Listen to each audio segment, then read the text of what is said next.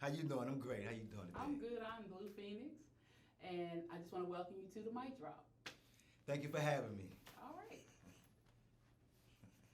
Okay, so Mr. Thompson, it's okay if I call you John because I'm pretty Yes, sure you can. Mr. Of Thompson course. Yeah, kinda John is feels fine. John is very fine. formal. Okay, so tell us about yourself. You are a comedian. Yes. And so before we get into other things, tell us how you got started in being a comedian or where someone told you you were funny or whatever. Just tell us the story. Okay. Well, honestly, I've been told I've been funny all my life. I remember my grandma used to tell me, she said, you know what, and my grandfather, they used to tell me, boy, you should be a comedian. You make me laugh, right? Yeah. You know, and that was as a young child coming up. Okay. But I got my start.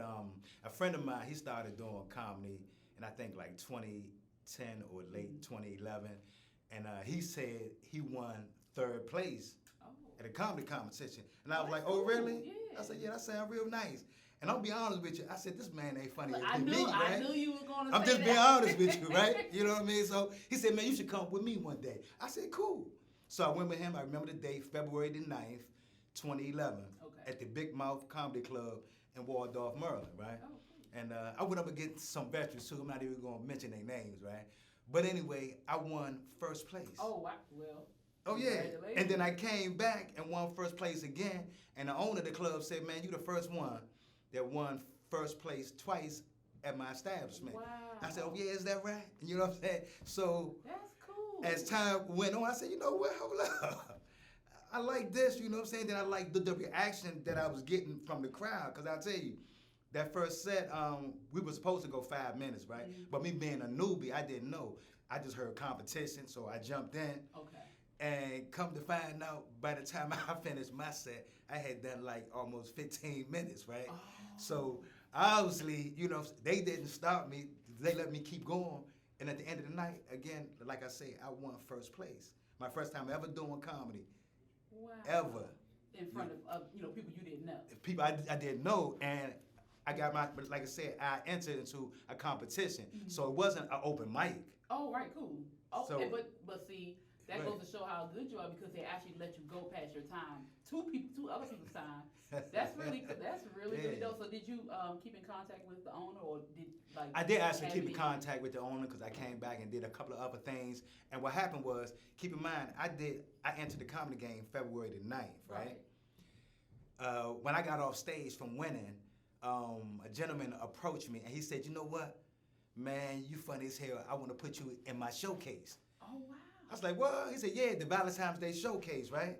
And I'll be honest with you, that was like February the 12th weekend, right? Okay. So, and they had it, I think, for Friday and Saturday. Okay. So I did Friday and Saturday show. But let me tell you, Friday, when I did his showcase, now keep in mind, I started February the 9th. Right, that was that week. Okay. February 12th, I'm on the actual showcase, right? Here's the funny part.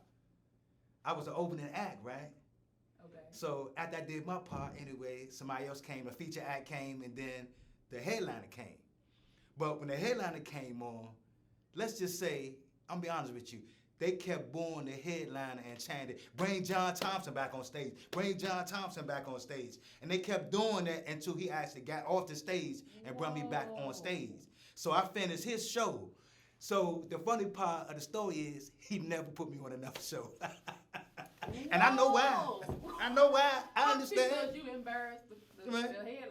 I wouldn't say I embarrassed him, but I guess I was just funnier than he was, Right. to the point that the whole crowd chanted, bring John Thompson back on stage, to a point that he had to bring me back on stage because they weren't going to let him finish nothing.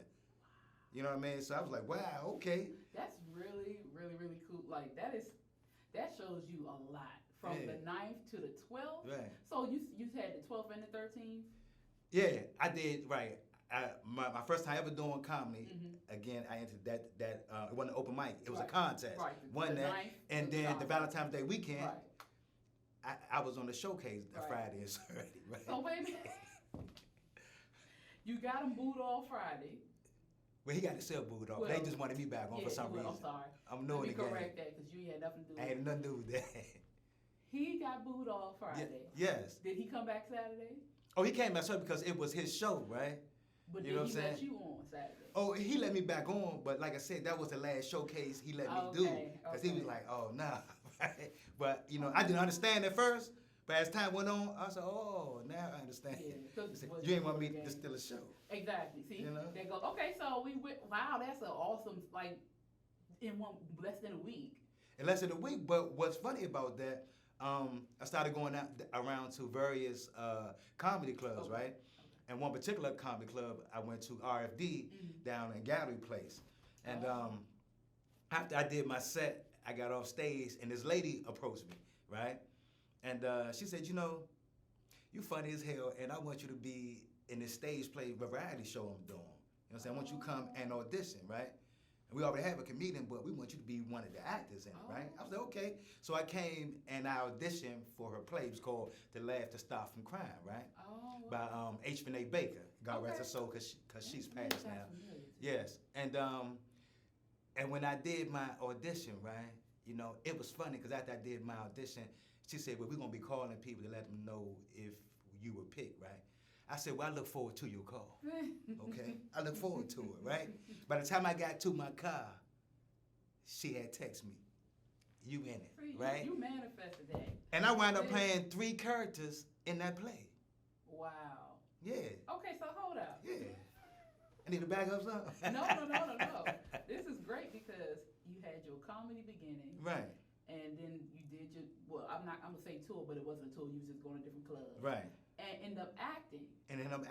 So comedian / acting. Yeah, so that's really, okay, so have you ever considered acting before? Yes, I did consider acting, you know what I'm saying? Because I wasn't just looking at the comedy aspect, you know, because I grew up watching the greats like Richard Pryor and all them, so that's my all-time great. Yeah, anyway, so I always wanted to transition, right?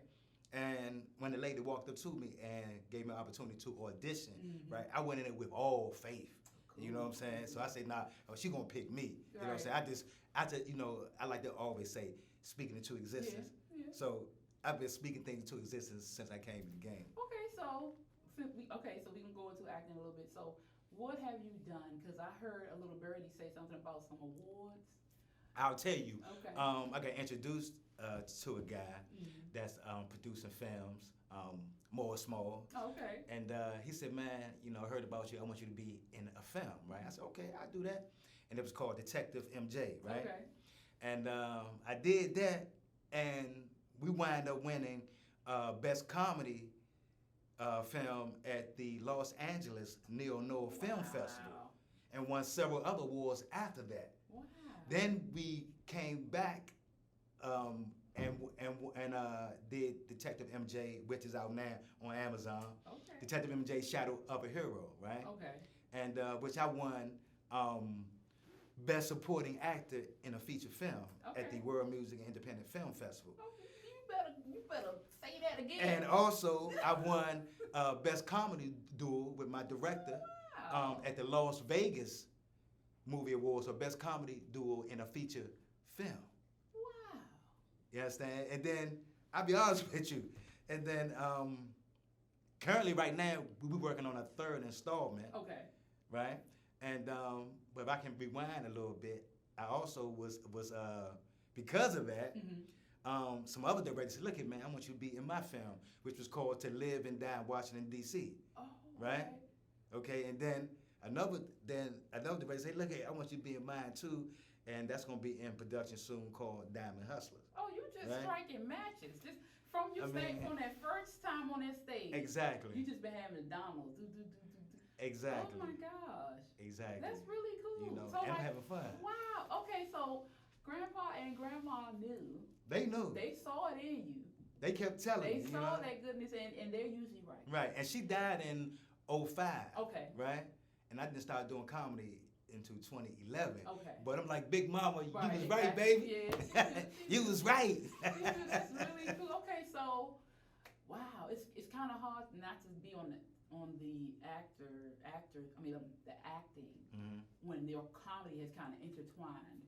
It has kind of become not your crossroad, but your road. You know, your journey together. And so, wow. How do you think moving forward? Will you separate it, or will you try to continue in that I'm not gonna separate. I'm just gonna do both. Okay. You know, I'm just gonna be a jack of all trades. Well, yeah, I mean, like, will you continue to do movies and be a comedian, or will you like the movies try not to be a comedian in the movie? Actually, Have both. more serious. Okay. Both. Okay. Actually, both. And also, while we on topic, during this process, I ran into someone I met on a movie set, and he said, "Man, it's something special about you, and I want to sit down and have a conversation with you, right?" Oh, okay. So I went and met him and had a conversation with him. Come to find out, he has a book out with about 10 million subscribers or whatever called Keep Smiling, Dose of Hope. Oh. He has people in it such as Quincy Jones. The list goes on with so many heavy hitters in the book. And he asked me to write a section in the book also. So, you know what I'm saying? Yeah. You know. I've been holding back my clap the whole time. That's all right. But it's that all is right. so really it's all cool. right. That's so really cool. he was like, I give you 21 days to write your section of the book. Okay. Let's just say I call him back in 2 days and say I'm finished. Ooh. All right, Okay. let's talk about that real quick. Hey. So, when he asked you that, what direction or what inspired you? What inspired your writing? Like, what did you pour into this? Well, I'll tell you, in his particular book, I poured me into that because there's varying questions that that I answered in the book, you know. So, and for me, it wasn't about the money, right? I'm looking at the bigger picture, right? You know what I mean? So, him giving me the opportunity to be in a book, right, called A Dose of Hope, that's giving people hope. Yeah. Right? So he figured my story would inspire hope as well. Yeah. You know? And I'm like, first, I'm honored to just be in the book. You know what I'm saying? So you can say comedian / actor / author, right? And I will be coming out with my own book coming soon, right? Here's the title, so won't nobody steal it. And once you read the book that I'm about to put out, you're going to know why. It's going to be called The Devil's Bitch. Oh.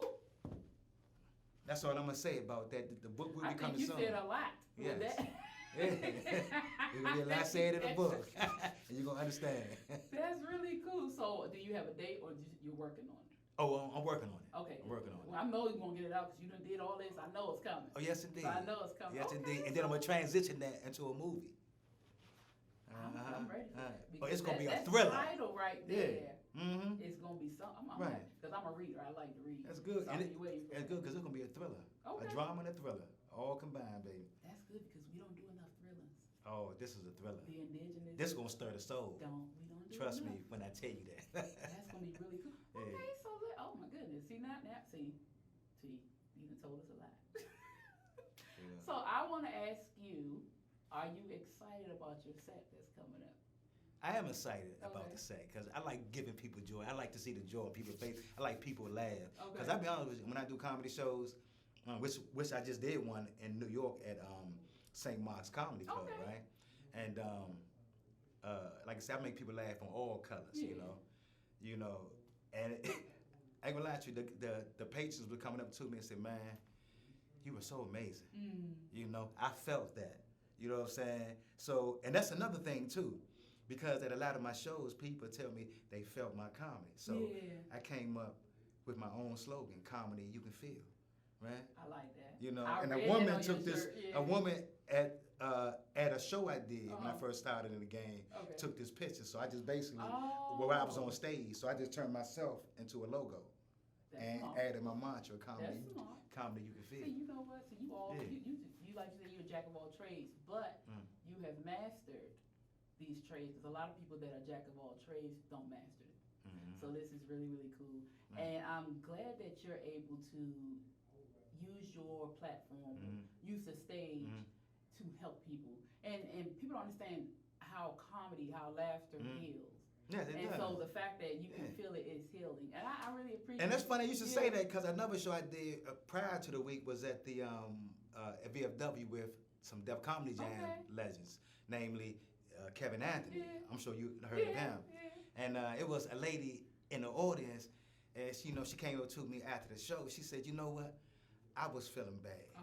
Right? Please. She said, but when you touch that mic and begin to speak, she said, I start feeling so much better. I got to come and see you again when your next show. That's cool. So that made me feel good that I make somebody else feel which good. BMW were you in? I was at the one in Clinton Okay. on 9600 Brandywine Road. Okay. You know? And to just give you another plug, I'm going to be in New York on Monday, August the 2nd at Gotham Comedy Club. You know what I'm saying? So they will be a witness. Okay.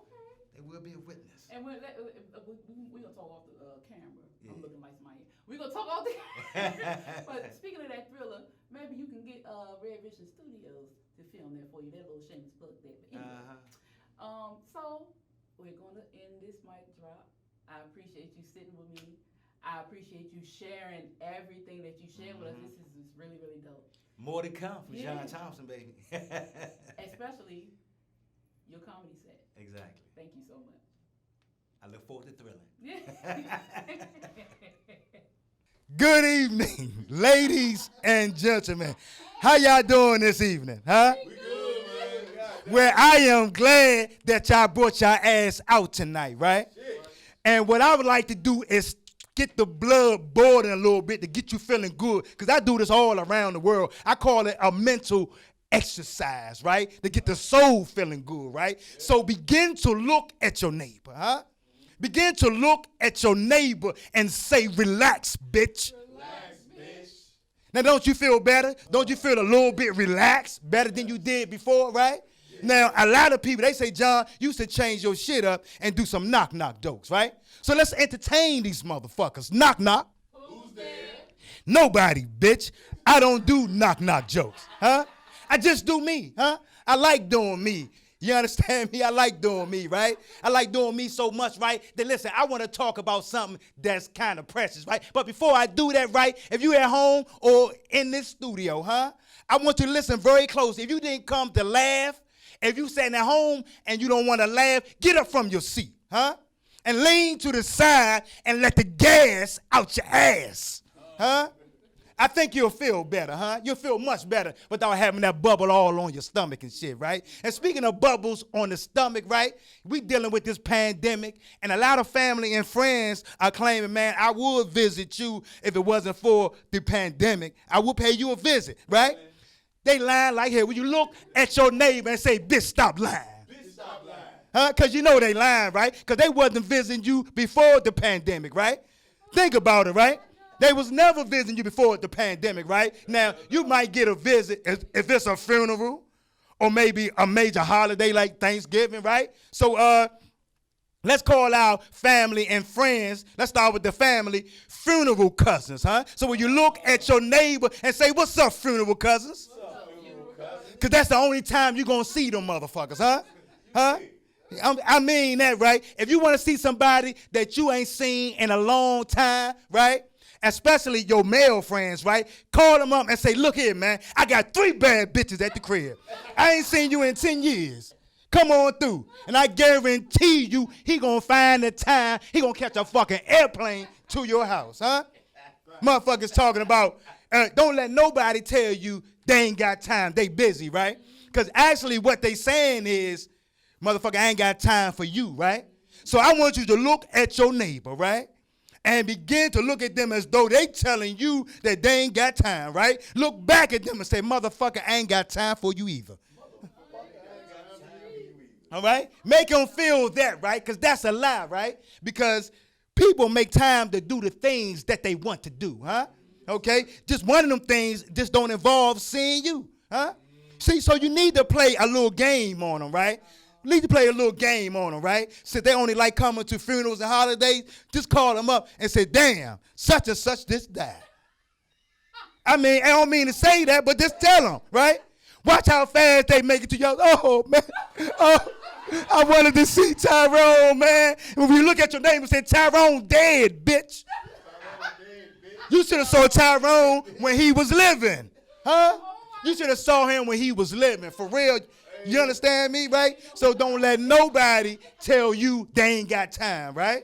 Fuck them. Matter of fact, tell them don't even make time, right? For real. You know what else? I'm telling you, right? And even with relationships, right? Now, I like to say I am happily married 1 year anniversary just past June the 26th. Right? For real, you know what I'm saying? I am scared for you single folks. Because y'all running around here getting that corona pussy and corona dick. Huh? And a lot of that shit that they want more than what they got to offer, right? They want more than what they got to offer. You got to have the Bentley coupe, huh? Your doors got to come up on your car. You got to have the big house, huh? When I was single, I would tell a bitch in a minute, I got these line ladies, huh? I got these now ladies, right? You can get them in all different flavors, huh? You know what I'm saying? She gonna tell me when you gonna take me out to eat. I had a lot of women tell me when you gonna take me out. I said, you know what? I'm gonna take you out, woman, to a place where they cook the food right in front of you. You're gonna enjoy this shit. I put on my best suit. I picked her up. Matter of fact, I ain't got no car. So I said, look here, meet me here at this nice restaurant, right? So when we got there, right, she said, what's this, right? I said, I told you they cooked the food right in front of you, right? I took the bitch right in the 7-Eleven. I said, watch them hot dogs roll the fuck over on that shit. Watch how they roll over, huh? They gonna keep rolling, huh? So, bitch, if you thirsty, you can get a Slurpee. You ain't even gotta get a soda, bitch. You can get a Slurpee, you know what I'm saying? And there's a liquor store next door, bitch. I snuck a bottle in here, right? So you can pour some liquor in your Slurpee. Stop it. Hey, stop it. Huh? You're not gonna get over on me, you know what I'm saying? That's why I'm glad I married my woman when I ain't had shit. Cause I told God, let me get a woman, cause I know that she gonna love me like a motherfucker, cause I'm broke as shit. You know what I'm saying? And when I get it all, I'm gonna take her on trips on all around the world, and the shit is already beginning, right? For real, right? So don't let no woman dig in your pocket or no man dig in your pocket. But especially for you greedy ass women, right? For real, I need to talk to your ass, right? Clap if you think that women got a right to wear what she want to wear. Just clap. You ain't even got to clap, motherfucker. I'm just going to tell you this, right? That if a woman got the right to wear what she want to wear, then a man got the right to look at the shit, right? Okay? Y'all even making songs, right? One song made me cry, man. One song made me cry. And I'm going to tell you why it made me cry. Because the women was talking about, they singing it. Let me know if you know the lyrics. Camel toe so fat, you can see it from the back. Woo! I cried. I said, well, damn, huh? You want me to know how fat your camel toe is? So when I look at it, remember, you told me and you showed me that the camel toe so fat, I can see it from the back. Well, goddamn it, I can see it. So don't get mad when I look, huh? Because if you ain't want me to look at your camel toe, then you would put a shoe on the shit. When you look at your neighbor and say, put a shoe on the shit. You know what I'm saying? Now, I know you want to put your best foot forth, right? But you putting your best toe forth, huh? All protruding through your pants, and then you get mad at us because we look. If you don't want nobody to look at you, then go down DuPont circles and shit, and then a man that don't want to be a man ain't going to look at it. He might ask you where you get them fucking tight-ass pants from so he can have his camel toe show through the motherfucker, huh? But as long as a man is on earth that's living, right, I'm going to tell y'all something, right? The camel toe started in the Garden of Eden, huh? I'm going to tell you how it started, right? You think that God told Adam that don't bite that apple, huh? Yeah. Eve told Adam, I got a better apple that you can bite, huh? And when Adam bit that apple, his eyes came open. And then the Bible said, and then men began to praise God. I'm going to prove it to you, huh? When you see a fat-ass woman, you know what I'm saying, and them jeans all tight and that camel toe, you see that first, what do you say? Lord, have mercy. Oh, my God, Jesus. Huh? You begin to call on his name, don't you? Huh? Yes, sir. Don't we all, right? So, ladies, right, wear what you want to wear, right? But if you catch me looking at your ass, remember you showed me your ass. Huh? I didn't ask to see it, huh? I didn't have to see it, but now I can see it. I ain't going to say nothing to you, right? But I can see it. That's why I love them yoga pants that I don't know who made them. I believe a man made them. Then again, it could have been a woman. Because again, y'all like putting y'all best foot forth. Now, would you look at your neighbor and say, I told you so? I told you so. And you know the toe I'm talking about. I ain't even mad at you, right? But I want to tell y'all something else. I know, listen, right? People always say that, but look, I got to keep it real with you, right? And back to relationships, right? I got to tell y'all some true shit, right? Because I was in a bad relationship before. Oh, my God, right? And this woman said, John, I love you to death. And she meant it, too, because right after that, the bitch stabbed me. You know what I'm saying? Yeah, I always wanted a tattoo. The crazy bitch gave me my first one. You know what I'm saying? The funny part was, right? See, life is crazy, right? Right? Where I go, the ambulance come and the police car come, right? So they put me on the ambulance, on the gurney in the ambulance, right? The police put her in handcuffs and try to take her over to the squad car, right? As they put me in the ambulance. She breaks away from the police and try to get up in the ambulance with me. I'm nice as shit. I laying off the gurney. I said, no, boo-boo. They have a different ride for you, baby.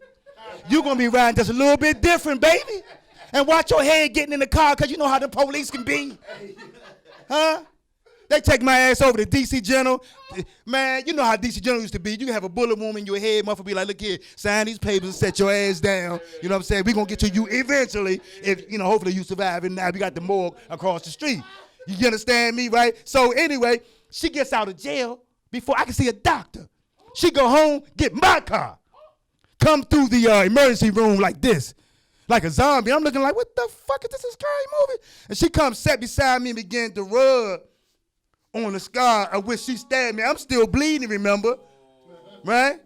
And I look at her, she look at me, she said, you know I ain't mean to do that, right? You know I love you, right? Man, I looked that woman back in her face, right? I said, your love is a little bit too strong. Find you somebody that want to die. Find you somebody that want to die, because I want to live, bitch, for real, though. You know what I'm saying? I ain't gonna lie, I let this crazy bitch take me home, and she tried to whip my ass. I said, that's it. That's it. So the moral of the story is, right, if you're in a bad relationship, don't be afraid. Call them up and say, listen, on my way home from work, I'm going to stop past the Home Depot. Yes. And while I'm in there, I'm going to pick your ass up a big bag of rocks, and then I'm going to rush home to you. Oh, yeah. And when I get there, I'm going to place that big bag of rocks at your feet. Now look at your neighbor and say, kick rocks, bitch. Get the fuck on, for real. So if you don't want to be in nobody else's life and you don't want that person in your life, right, I'm going to give you some power tonight, right? If you struggling on how to get away from a motherfucker, right? You know what I'm saying? This is how you get away from them, right? Right? Just close your eyes on them, right? While they standing there, just begin to close your eyes on them, right? And they're going to ask you, what are you doing, right? At that moment, right? You keep your eyes closed and you say to them, bitch, I'm waiting for you to disappear. For real, right? So when I open my eyes, be gone, huh? So when you look at your neighbor and say, be gone, bitch. Be gone, bitch. Uh-huh, and a bitch will be gone. If you mean it, a bitch will be gone if you mean it. Don't invite that motherfucker back. For real, though. Save yourself, right? For real, though, right? You know what I'm saying? I'm feeling real good this evening, right? And I hope you're feeling real good this evening yourself, right? Take back your power, right? Here's one more thing to take back your power if you're in a bad relationship, right? You know what I'm saying? If they here with you tonight, or if you're at home on the couch, look at your neighbor that's supposed to be your mate. Look at them, close your eyes, and say, bye, bitch. Bye, bitch. Okay? And watch them disappear, baby. And watch you begin to get your strength back, right? You'll feel stronger, right? You'll feel more happy, right? You understand me, right? You'll feel more happy, right? And let me tell y'all else something, too, right? When it comes to fake friends, there's the difference between friends and beneficiaries, right? You know what I'm saying? See, a friend can come around you. He don't need nothing for you. He just want to come, see how you doing. Hey, man, how you doing, man? How's everything?